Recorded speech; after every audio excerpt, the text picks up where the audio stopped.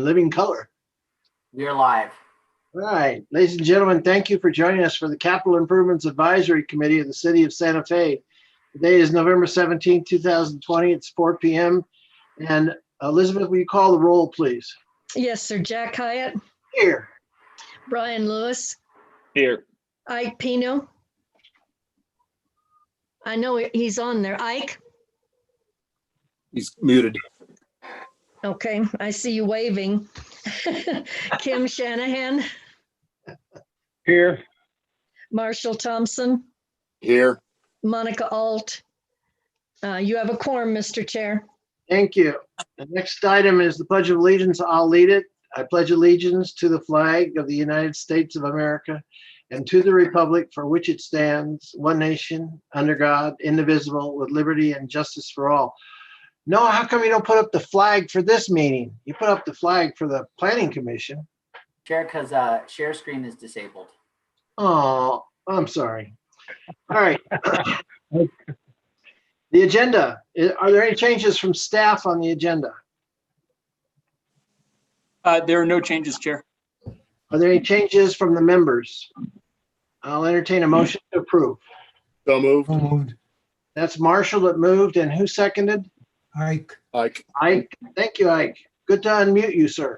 Would you call the roll on the agenda, please? Brian Lewis. Approved. Ike Pino. Approved. Kim Shanahan. Yes. Marshall Thompson. Approved. Motion passed. Thank you.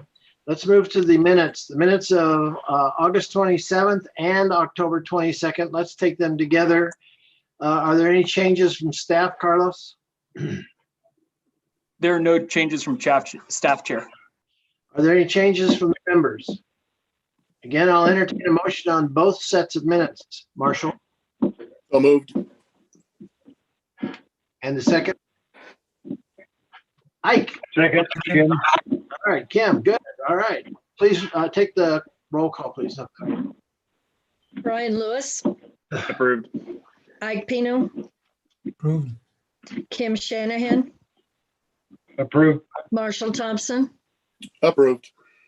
Motion passes. Thank you. Staff communications, the impact fee financial update. Carlos. Mr. Chair and members of the committee, I was hoping to have revisions from a financial update and get the quarterly update for fiscal year 2020-2021, the first quarter. We did not get those in time. I haven't been able to get those from Finance Department yet, but I hope I'll be able to get those at the next meeting.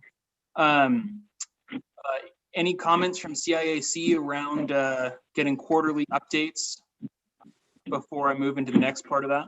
Well, let me just ask you, that'd be the quarter that's July, August, and September that ended in September? That's correct. And we're in November? Correct. Okie dokie. Well, that says something. I don't have any questions. Any members? I don't see any hands raised. Okay, let's go on. The next thing I did just want to touch on, Member Shanahan at our last meeting was wondering if we could get some more information on bonds, specifically whether we've had recent bonds since 2012 that have funded affordable housing. I did speak with the Finance Department a little bit about that, and it sounds like we have not. That generally affordable housing bonds have to be applied in different ways, and so there might be some additional complications in how we'd be able to bond affordable housing. But again, as far as I've heard so far, that we haven't funded affordable housing through any of the GRT bonds since 2012. I do want to recognize Regina Wheeler's hand is also up. Regina, welcome. Hi. Thank you, Chairman. Thank you, Chairman, members of the committee. Yes, thank you, Carlos, for that update. And just to let you know, we are looking seriously at a GRT bond this spring, and affordable housing is high on the list. We have two likely areas that will fund for affordable housing in GRT that'll definitely be on the list for consideration anyway, which are some money to the trust fund and some money to Paseo del Sol construction. All right, thank you. Regina, is there any need for us to have further conversation about, well, let me just check with Kim. Kim, do you want to respond? Hello, Kim. Kim. He didn't fall off the call, did he? You're muted, Kim. Well, that would be a change. Okay, I guess, yeah, There he very is. funny, Mr. Chair. Very funny, Mr. Chair. I double punched. Anyway. So Carlos is correct. We have never had a specific bond for affordable housing per se, but we have incorporated it in the CIP bonds in the past.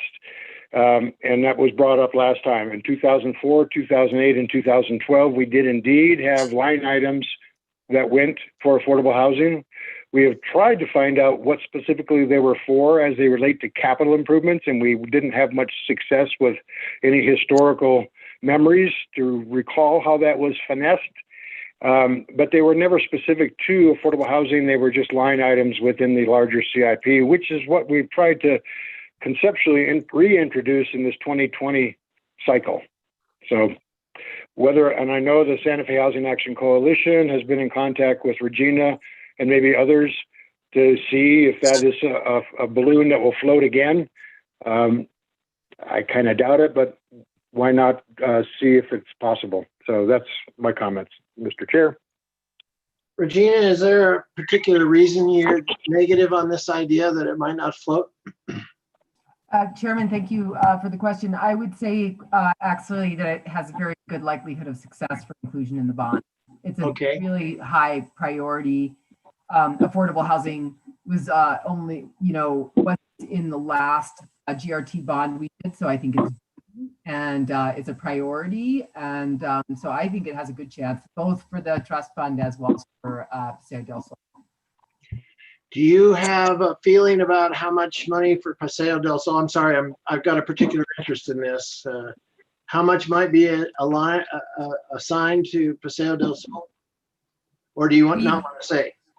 Well, I'm just speaking about sort of planning numbers. I think it would be fair to say for everybody's knowledge, and it's all, of course, up to the mayor and the governing body for approval. And so, we had been talking about the $2 to $3 million range for Paseo del Sol and seeking partnership to fund the rest of the construction project. Okay, good. Thank you very much. Anybody else? Seeing no hands raised, let's go to action items. The 150. Chair Hyatt, Yes, I sir. did also have a second staff communication that's about the IFCIP. I wanted to update the committee that the IFCIP has now been recommended for approval by the Public Works and Utilities Committee, and then went on to the full governing body for a request to publish the public hearings for December 9th. So the next steps are that we'll be going to the Finance Committee November 30th, and then we'll be asking for approval December 9th from the governing body. Those are being posted in the newspapers right now. I do want to bring up NMSA, the Development Fees Act, requires that the CIAC submit written comments regarding the IFCIP plan. I wanted to see what the best way would be to get written comments from the CIAC. Well, I recommend Carlos. That's my thought. But what is your thought, Carlos? You think we're gonna sit down and do individual comments on the IFCIP? The committee can certainly each write me an email with a sentence or two about your perspective on it, if you'd like. You could also ask staff to write some summary based on the comments we've heard, up to the committee. Well, So is the commentary specific to the CIAC's relationship to the IFCIP, or is it more broad to the IFCIP in general? Because obviously there are projects and line items on the IFCIP that are not specifically germane to the pot of money that we can have oversight on. My read of the code, and I'm looking at NMSA section 5-8-34. In that section of the code, it says that the advisory committee shall file written comments regarding the update. However, I think that other things that you'd like to clarify, other things you'd like to comment on can certainly be within that. I would just kind of clarify what your comments are regarding the amendments, the proposed update, and what your comments are regarding kind of future requests. I'd like to suggest, Carlos, that you take a crack at a draft and circulate it to us and let us feed in if we feel like that's a necessary. I mean, I didn't even realize we had to write comments, but it's good to know. As one of my lawyers said many years ago, that was a supervisor, said, well, why don't you read the law? And I thought, oh, that's a good idea. So if you would start that, we would be grateful. I can do that. I do want to also, I want to point out that we have expanded and kind of, we've refined the ordinance a little more than the last time we spoke. And so again, so we're proposing that each year the assessed fees will increase on single family homes between, I think it's around $250 and $650 per year. And that increase would go until 2025, but that we'd also be asking the CIAC to reassess where impact fees are no later than 2023. And so that is now in the ordinance. And so if members wanted to look over the specifics, that is in your packet. So take a look at that. Again, what I'll do is, as you asked for, Chair Hyatt, is I'll write up some comments, send it around to you, and you could kind of pick and choose what you want your comments to be. You could just email those back to me. If you would tell me just a little more about this change, was that changed by staff or changed at one of the committees? What happened? Great question, Chair Hyatt. So the change was already most of the way in the draft. When you looked at that before, we were originally looking at around a 10% annual increase, which was, again, kind of a couple $100 per year. Through further conversations with staff and through some conversations with members of the governing body, we decided to modify that a little bit. And then due to some concerns about phased updates not having an end date, I put in a more clearly definable end date, and then also asking the CIAC to revisit the assessment of fees in 2023. So I think it's kind of a combination. Okay, So, Mr. Chair, if I may, this is Kim. Can I comment? you may. So, Carlos is right. It was brought up in that first draft that things like this could happen. It was not necessarily specifically spelled out that it would happen. As a matter of fact, the home builders were caught a little bit off guard because they had been assured or thought they had been assured that even though the development fees were kind of nickel diamond stuff that was legitimate, building permits and permits for subcontractors like plumbers and electricians was not necessarily going to go up.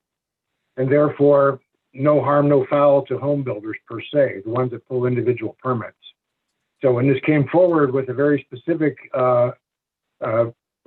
pretty significant increase over the span of now to 2025, I think they were taken aback a little bit. I think they also understood that there's not a lot of point in fighting it. There is a rational nexus for why that is being proposed.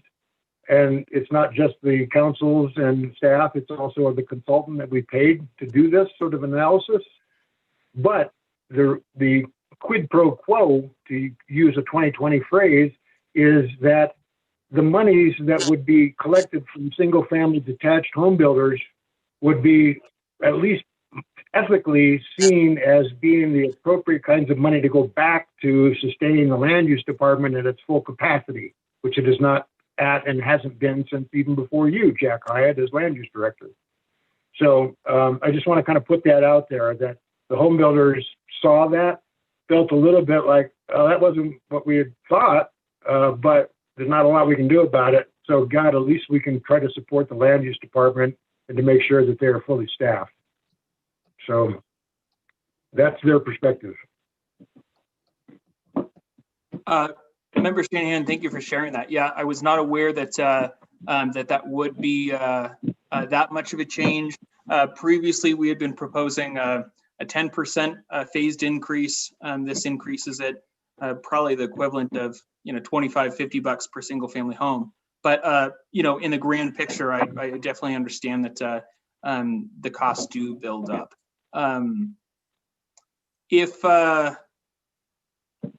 I guess we could continue this conversation offline and see if there's other particular suggestions that the committee has. Yeah.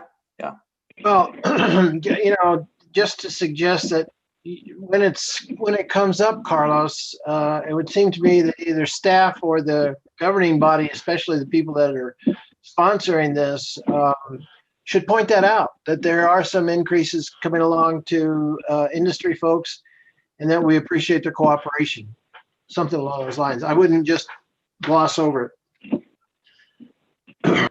Anything else, committee members? All right, can we move on to action items, Carlos? Thank you, Chair Hyatt. Do we have? Yes, we have Melissa McDonald and Regina Wheeler on. I'm going to pass it over to them. The first item is Dawson Park. All right, who wants to speak? Let me see. Regina, you're smiling. That looks like you. No? Melissa? No. No. Yeah. Good evening, Chairman. Hello? Can you hear me? Yes, ma'am. Welcome to COVID Zoom. Thank you so much. So this came through with Regina a few at the last meeting.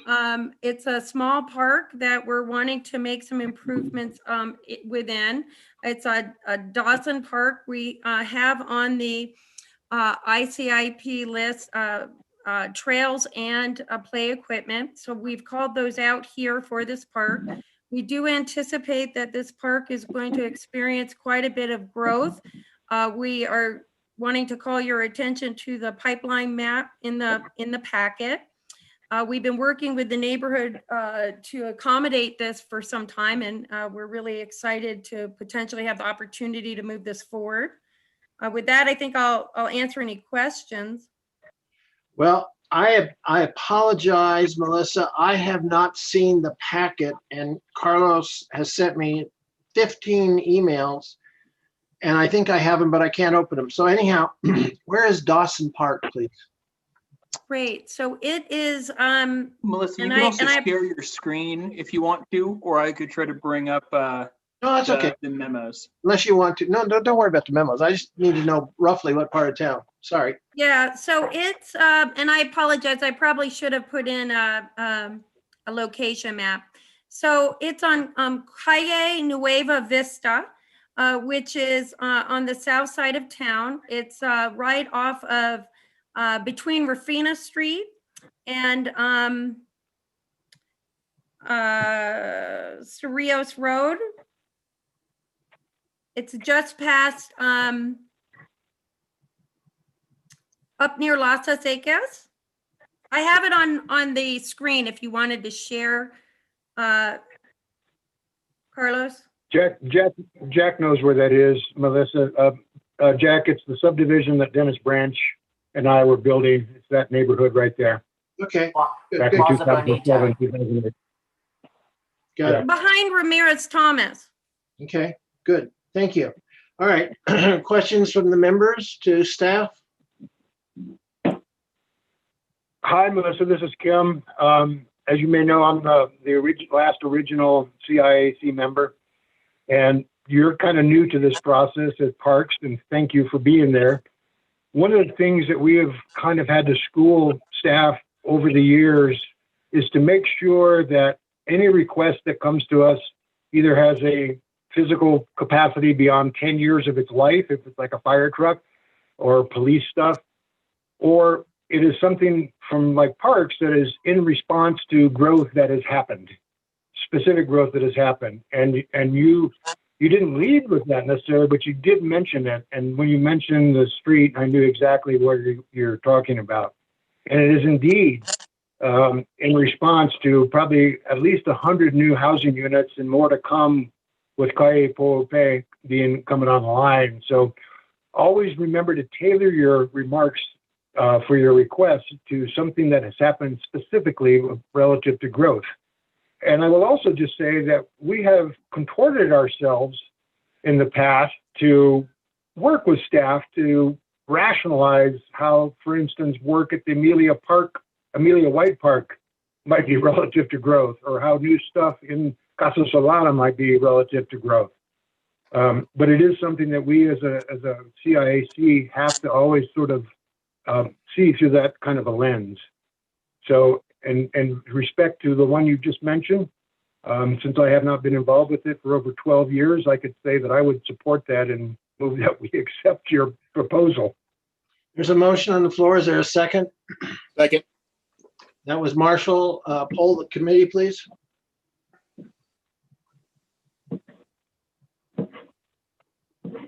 Brian Lewis, Yes. Ike Pino, Yes. Kim Shanahan, Yes. Marshall Thompson. Yes. Motion passes. Thank you. Thank you, Melissa. Are you going to do the next one too? Yes, I will. And thank you so much. This neighborhood's going to be very happy.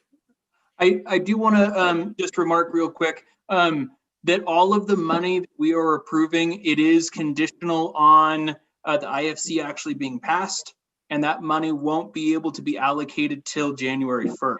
I don't think it's necessary that we actually have a conditional approval in there, but I do want to make that clear for the record that actually all 4 of the requests that we hear tonight are all predicated on or conditional on them being approved in the IFCIP. Thank you, Carlos. Melissa? Great. Thank you, Chairman and committee members. So this next one is to serve several parks. It's downtown, and we are wanting to do some restroom improvements. This is a significant need in the downtown, and it serves not only the trail and the green spaces along the river, but Saraliti Park. I'm saying that wrong. I apologize. I have to get that right.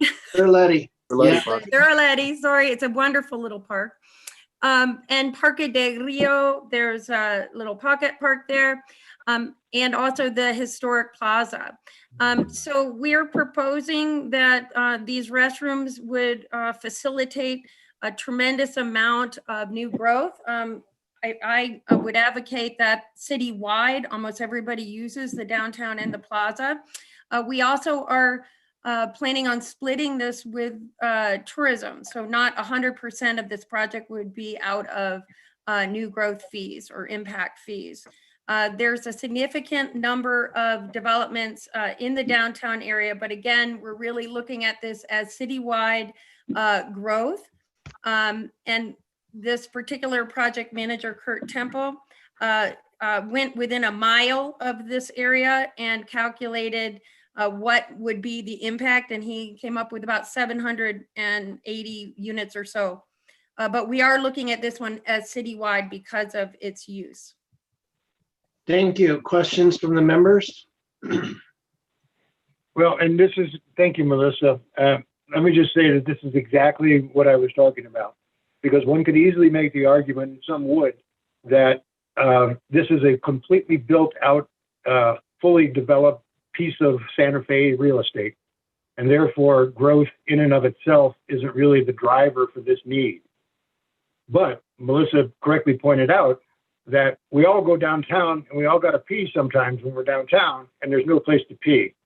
And so this is something that just has been overdue for perhaps decades, since Woolworth stopped letting people use their bathroom, perhaps. So again, I want us all as a committee to recognize that we have to be able to defend this in the same way that Melissa just has defended it for us. Thanks, Mr. Chair. Thank you, Kim. Elizabeth, I'll trust that you'll adjust the minutes appropriately to indicate that Mr. Shanahan used the inappropriate term Since he's older than dirt, that's understandable, but let's just make sure the minutes don't say P. E. Okay. All right, thank you. Thank you, Thank you very Mr. much. Chairman. All right, any other questions or comments to Melissa? If not, I'd entertain a motion to approve or deny. So moved. Approval. Marshall Thompson moved. Who seconds? Second. This is Kim, Brian. second. Second to Brian. Okay. Thank you. Would you poll the committee, please? Yes, Sir Brian Lewis, Yes. Ike Pino, Yes. Kim Shanahan, Yes. Marshall Thompson. Yes. Motion approved, motion passes. Thank you. And Melissa, this is well overdue, as Kim mentioned. We're grateful for it. Everybody is. Thank you. Yes. All right, next is the $1 million for Swan Park. Melissa? Yes, thank you, Chairman. So this park is a regional park. It's one that we anticipate continuing to grow. We have new things going in like horseshoe pits, BMX tracks, dog parks. It's used by hikers, to some people's not liking ATVs, bikers, those types of uses. It's a very popular park. We are seeing this as again, sort of a split. We have some state money associated with this, but we would like to use some impact fees to offset the additional pressures of development. I think Regina Wheeler pointed out in the last meeting that we're really trying to expand how we view these funds in parks, not just creating parks that we can't maintain, but to build on parks that we have and bring in new and improved situations that will serve this greater need of people. When you look at the pipeline map, this particular project manager took about a mile out from the park and estimated that about 1,583 new development units will be within close proximity of this. So we felt that would be a safe amount of numbers to consider, although I think it will be used, citywide. Okay, comments, questions from the committee? Move for approval. This is Kim. All right, Kim moves to approve. Is there a second? Second. Second from Marshall. Any other comments? If not, Elizabeth, if you'll poll the committee, please. Brian Lewis, Yes. Ike Pino, Yes. Kim Shanahan, Yes. Marshall Thompson. Yes. Motion passes. Thank you. Regina, Thank you. thanks so very much. Regina. Melissa, thank you very much. We appreciate it. Feel free to stay for the rest of the meeting, Melissa. No, just kidding. I'm sure you have things to do. Okay, item D is $200,000 for the police. I don't see, is the chief on? Chair, I was told that Ben Valdez would be able to join us. I don't see him on the call. I could share what the police department sent us. I can, of course, speak to the merits of it. In summary, what they're Hold on. Who's that calling? That was Noah. Chair Hyatt, I think that if we have enough, since we've already got the memorandum from Carlos, or via Carlos, I think he can pretty much represent the police department if they're not able to be here, because I think it's clearly outlined on here. But if there was questions of the specific department, we can always postpone this. There has been that in the past where a representative wasn't present, but it's as the board wishes to proceed. All right, well, let's take a run at it with Carlos representing the police department. Hit it. Thank you, Chair Hyatt. So the summary of the request is that the police department is asking for 10 mini storage containers. And they, some of them are record storage vaults, and some of them are these kind of premium storage containers. But when we think about, general Connex storage containers, that's what we're looking at. The cost would be around $50,000. The police department put together a couple maps showing about 8 of them at the Camino Entrada Auxiliary Fleet Storage Facility, and then another couple at Huey Road Vehicle Storage Facility. And then we could see some of the examples of what these look like. So this is the high security record storage vault. So there's alarms, there's fans, climate control, insulation, different types of locking doors, things like that. Yeah, I think beyond that, I'll open it up for questions and see if I might be able to answer any of them. Okay. My screen is, let's see, let's go back to this. Okay, hold on. I don't see any hands raised. Clearly we have questions, don't we? No? Mr. Chair, I would just say anything that we can do to support record retention and evidence rooms, we should help them out. Is that a motion to approve? Yes, it is. Is there a second? Second. Marshall seconded. Any other discussion? All right. Point of Yes. quick question here. Yeah, I Brian. thought when you brought it up, you mentioned a $200,000, but the memo I think says only 60. Are we doing just 60? Is that right? Hold on. Hold on. 49,950. My agenda It says not to exceed 60. So we're approving up to 60. Just making sure we Correct. know what we're approving. Thank you, Member Lewis. So I originally put 200,000 because I didn't have more information when I was putting together the agenda. And so I set the agenda high. In reality, they're asking for 60,000. I also mentioned 50,000. The anticipated cost is 50, but they're asking not to exceed 60. Thank you for pointing that out. Oh, let's give them 200. No, I'm sorry. I'm just kidding. All right. So is the motion, Kim, up to 60?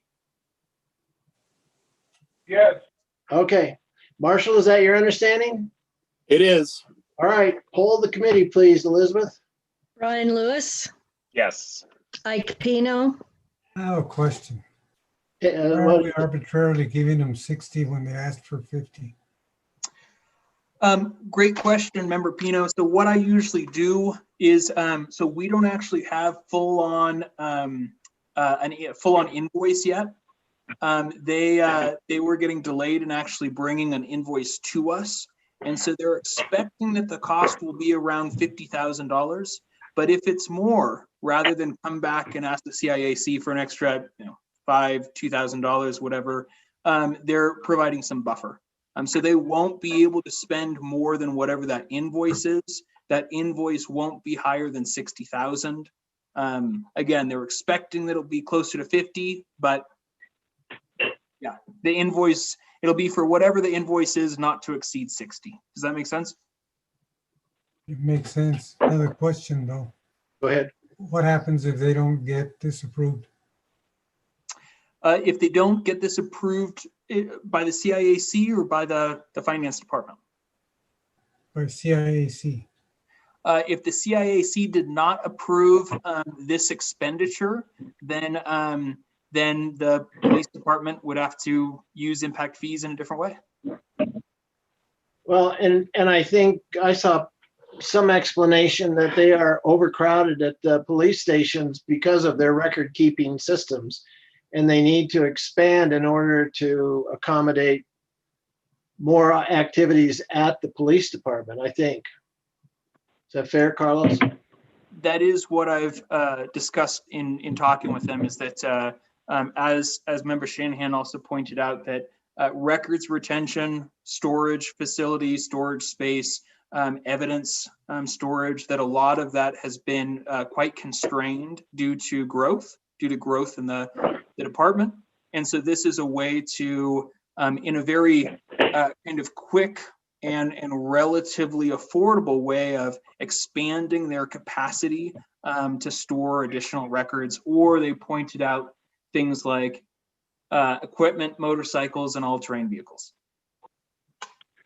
So I'll also just point out, Mr. Chair, if I may, that because I can't raise my hand, that the police department has always historically been the hardest to figure out how to spend their money, because if they're not actually doing a new station somewhere, it's almost impossible for them to do so. The fire department can buy a very expensive truck and say it has a more than 10-year lifespan. They can't say that about cruisers that the police officers use. And so they've struggled over the years to figure out ways to be able to use what they can for things that last 10 years. And this is pretty creative on their part for relatively little amount of money. I think they're going to still have plenty in their fund after they tap out 60. Okay. Ike, to follow, anything? No. Okay, the motion, seconds on the floor. Elizabeth, would you please poll the committee? Yes, sir. Brian Lewis, Yes. Ike Pino, Pass. Kim Shanahan, Yes. Marshall Thompson. Yes. Motion passes. Thank you. Matters from the floor. I don't know that there's anybody from the general public that's here, so I don't think there's anything from the floor. Matters from the, I don't think it's a commission. I think it's matters from the committee. Committee, yes. Mhm. Okay, anything from a committee? No, sir. Okay, are there any other issues to come before the committee? If not, it's time to adjourn. Thank you, everyone. Thank you, guys. Thanks, Jack. Thank you, Chairman. Thank you, everybody. Thank you. Thank you. Bye, Sally. Bye-bye. Bye. Bye, Bye, Liz. Elizabeth. Bye.